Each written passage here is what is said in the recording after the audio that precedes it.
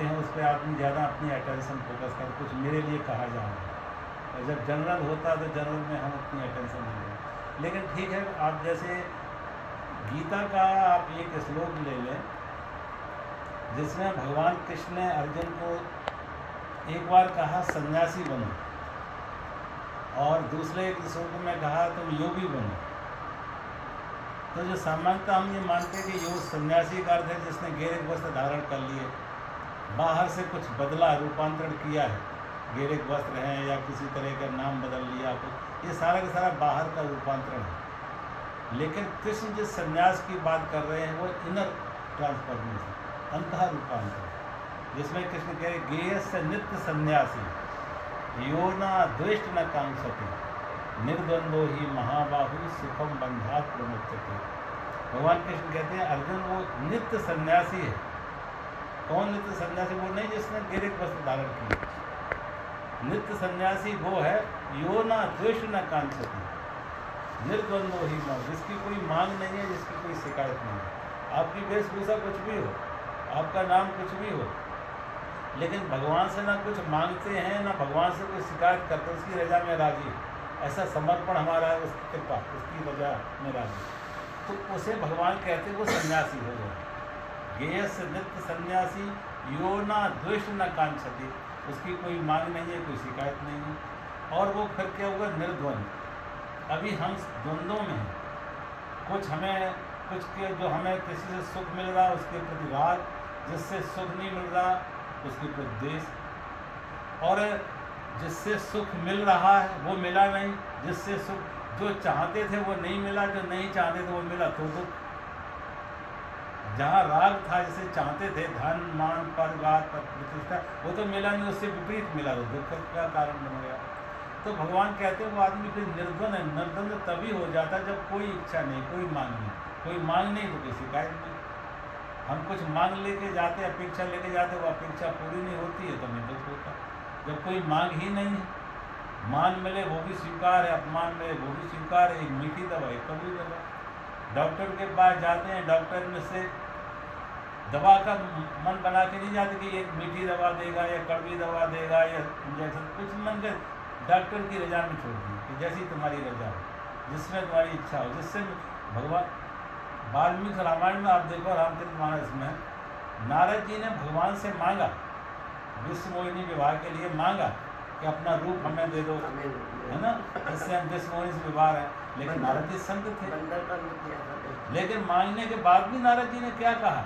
जही विद होए नाथ हित मोरा करहु सुबेग दास। कहा मैंने मांग तो लिया, लेकिन हमें पता नहीं कि उसमें हमारा हित है या अहित है, हम बंधन में होंगे तो जिससे मेरा हित हो वो करना। और भगवान ने भी कहा, भगवान ने कहा कि नारद जी हम अपने भक्त का कभी अहित नहीं करते हैं। वो अगर कुपथ भी, जैसे कोई डॉक्टर से कुपथ मांगे तो डॉक्टर देता नहीं है, भले वो मांगे। ऐसे ही तुमने मांगा वो ठीक है, लेकिन मैं अहित तुम्हारा नहीं करेंगे, हम तुम्हारा मंगल नहीं करेंगे। और रूप ना देख के जो आगे स्थिति आई, तो कहने का अर्थ है भगवान से मांगने की जरूरत ही नहीं। डॉक्टर के पास जाते हैं, बुखार है, किसी पड़ोसी ने आके कहा कि बुखार हमें भी आया था 2 दिन पहले, हमने ये दवाई ली और ठीक हो गई, आप भी यही दवाई खरीद लो। तो हम क्या करते हैं? डॉक्टर के पास जाते हैं, डॉक्टर साहब किसी ने हमें ये दवाई बताई, क्या मैं ये लूँ या जो आप ठीक समझो, ये दवाई लूँ या जो आप ठीक समझो। तो डॉक्टर की मर्जी पर छोड़ देते, जैसे डॉक्टर ठीक समझे। ऐसे ही कभी मांग उठे भी, तब भी अंत में यही को प्रभु जही विद होए नाथ हित मोरा, जिससे मेरा हित हो, मंगल वही करना। मैं तो अज्ञानी हूँ, मेरी कोई समझ नहीं है, मेरा कोई अपना अनुभव नहीं है, लेकिन आप हमारे परम हितैषी हो और आप परम शक्तिमान हो। आपसे क्या मांगो, आपसे क्या कहूँ, जिससे मेरा हित हो, आप मुझे संभालना। ऐसी भगवान से प्रार्थना करके चित्त में समता रहेगी। और चित्त में समता रखना वही संन्यास है। संन्यास ये नहीं कि बाहर से हमने कुछ बदल लिया, मन हमारा कितना बदला, समर्पण हमारा कितना हुआ। इसलिए अर्जुन से भगवान यही अपेक्षा, अर्जुन से यही है कि अर्जुन तुम वस्त्र बदलो, अर्जुन को ये कहते तुम अपना मन ऐसा बना लो, एक सन्यासी जैसा। उसी को उन्होंने योग कहा, योगस्ते कुर्कर्माणि संगम त्यक्त्वा धनंजय। क्या अर्जुन तो योग में आरूढ़ होकर कर्म कर। तो योग क्या है? जैसे हम समझते हैं कि योग माने ये पातंजलि योग दर्शन में भी यम नियम आसन प्राणायाम उसे कृष्ण ने कहा। योगस्थ कुरु कर्माणि संगम त्यक्त्वा धनंजय, आसक्ति का त्याग करके सिद्ध सिद्धो समो भूत्वा समत्वम योग उच्यते। लाभ और हानि जो भी हो उसमें चित्त में समता बनाए, इक्वलिटी ऑफ माइंड, जो समता है वो योग है। तो चित्त जब हम विषमता में होते हैं तो दुखी होते हैं। कभी भी आप देखो, अगर हमारा मन दुखी है, अशांत है पर, तो देखो कोई हम चाह रहे थे जो नहीं मिला, कोई मांग थी जो पूरी नहीं हुई।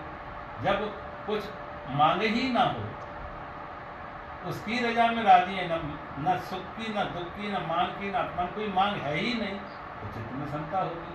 और चित्त में समता होगी तो भगवान कहते हैं योग में आरूढ़ हो। वही योग की स्थिति है कि चित्त में समता आ जाए, इक्वलिटी ऑफ माइंड। तो कुल मिला के बात समता में सुख है और विषमता में दुख है। मांग है तो विषमता आएगी क्योंकि मांग पूरी नहीं होगी, और कोई मांग है ही नहीं, मांग मात्र ही सब खत्म होगी, उसकी रजा में हम राजी हैं, कोई दुख नहीं। वही योग की स्थिति भी आ गई, समता आ गई चित्त में। तो ये चीज़ ऐसी है कि हम भगवान पर विश्वास कितना है, समर्पण कितना है, उसकी रजा में हम अपनी रजा छोड़ कितनी पाते हैं, उसकी मर्जी में अपनी मर्जी छोड़ कितनी पाते हैं। और जब भी देखो मन तकलीफ में है तो कहीं ना कहीं भगवान के ऊपर हम अपनी मर्जी थोप रहे हैं। भगवान से कह रहे ऐसा हो, ऐसा हो, ऐसा हो, उसे पीछा करके हम अपनी बुद्धि उसके ऊपर, अपनी मांग उसके ऊपर थोप रहे हैं। तो भगवान से नहीं करे कि तुम्हारी मर्जी पूरी, मेरी मर्जी पूरी करो। हम ये चाहे, जैसे छोटा बच्चा कभी मचल जाता ना मम्मी पापा से, मुझे चाहिए, मुझे ये चाहिए, ये चाहिए, ऐसे हम भगवान के सामने मचलते। बच्चा तो फिर भी नादान है, लेकिन हम भी वही नादानी दोहराते हैं भगवान के सामने मचल के, हमें ये चाहिए, हमें ये चाहिए, फिर रोते हैं, दुखी होते हैं। बहुत लोग तो मंदिर जाते ही इसलिए कि मांगने के लिए वो हाँ, है। कोई सुबह का समय था, भिखारी बैठे थे मंदिर के बाहर, इंडिया में खासतौर से बैठे होते, तो बैठे थे तो किसी भिखारी ने किसी से मांगा कुछ, जो मंदिर आ रहा था, तो वो गुस्सा में बोला, सुबह सुबह से भिखारी कहाँ से आ जाते मांगने के लिए, हमारा दिन ही खराब कर देते मांग के। तो भिखारी ने कहा कि हमने तुम्हारा दिन खराब किया मांग के, लेकिन तुम भी जैसे हम भिखारी हो, तुम भी भिखारी हो। हमने बाहर मांगा तुम अंदर जाके मांग रहे हो, हमने पैसे 2 पैसे, रुपया 2 रुपये मांगा, तुम लाख करोड़ मांग रहे हो। मांग तो तुम भी रहे हो, तुम भी भगवान का दिन खराब कर रहे हो मांग के। तो यही है कि जितने ज़्यादा बहुसंख्यक लोग ऐसे होते हैं, जिसलिए मैं उस दिन कह रहे थे कि मंदिर तब मंदिर है, प्रार्थना तब प्रार्थना है जब मांग ना हो, धन्यवाद देना हो, आभार व्यक्त करना हो, प्रभु बड़ी कृपा है, हमारी जितनी योग्यता नहीं थी, जितनी कृपा की, जितना हम धन्यवाद भगवान को देते हैं, आभार व्यक्त करते हैं, वो प्रार्थना है। और मांग है तो भगवान भी सुनते थोड़ी मांग, भगवान भी पीठ भिड़ेंगे तो रोज़ का इसका रोना है, रोएगा। बच्चा जब ज़्यादा बात में मचलता है, जाए बात में रोता, तो माँ बाप उससे ध्यान हटा लेते कि इसकी ताकत नहीं है। ऐसी भगवान की हमसे पीठ फेर लेते हैं कि इसकी तो रोज़ की चाहे जितना दो, ये तो हर समय अभाव को देखेगा। हाँ, अभाव को देखेगा और शिकायत करेगा, रोएगा, मांगेगा। देखते तो होनी थी संतुष्टि, जब इसलिए आदत ये ना देखो क्या नहीं है, क्या है। अगर हमसे 10 आगे हैं तो 100 पीछे हैं। तो आज भगवान ने दिया है हजारों लाखों करोड़ों के फायदे, अपने से नीचे वालों को देखा, तो तब मन में धन्यवाद आ गया, प्रभु बड़ी कृपा है, बड़ी कृपा है, मेरी ऐसी योग्यता नहीं थी, इतनी कृपा करती, मेरी कोई ऐसी पात्रता भी नहीं थी जितना कृपा तुमने कर दी। अपना मन ऐसा बना लो कि क्लेश का, अशांति का, दुख का कोई कारण है ही नहीं, कोई शिकायत है ही नहीं। क्योंकि अगर मांग नहीं है तो शिकायत ही नहीं। शिकायत तभी आती है जब जो मांग है जो पूरी नहीं हुई, उसकी वजह में आती है। वो जैसे रखते रहता है तो कई कृपा। स्वामी जी, अभाव में भी एक अजीब सा सुख है, पता नहीं सब लोग अभाव होता ही नहीं है।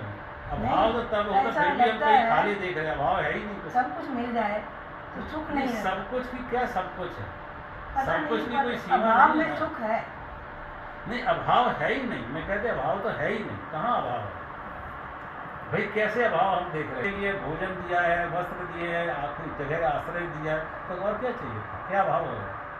अभाव तब है जब कहेंगे आज मैं भूखा हूँ, भूख लगी और रोटी नहीं है, तो हम कहेंगे अभाव है। कि भूख तो लगी है लेकिन आज रोटी मेरे सामने नहीं, तब कह सकते अभाव है। शरीर में वस्त्र नहीं है लेकिन मैं सर्दी महसूस कर रहा, तकलीफ महसूस कर रहा और वस्त्र नहीं है, तो मैं कह सकते अभाव है। पानी बरस रहा है और हमें कोई रहने का आश्रय नहीं, तुम कहें अभाव है। जब उसने रहने को बस स्थान दिया है, तन ढकने को वस्त्र दिए हैं, खाने के लिए भोजन दिया है, तो अभाव कहाँ है?